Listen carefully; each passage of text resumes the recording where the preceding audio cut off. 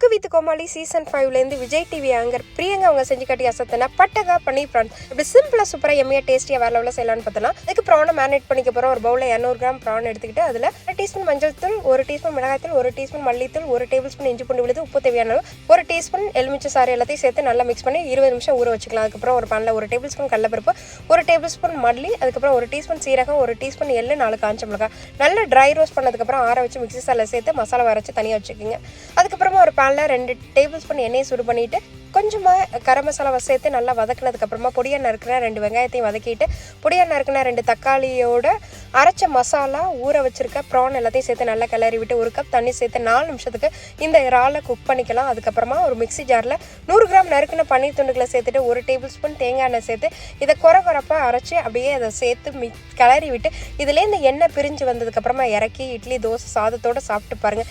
Taste வேறு லெவலில் இருக்கும்.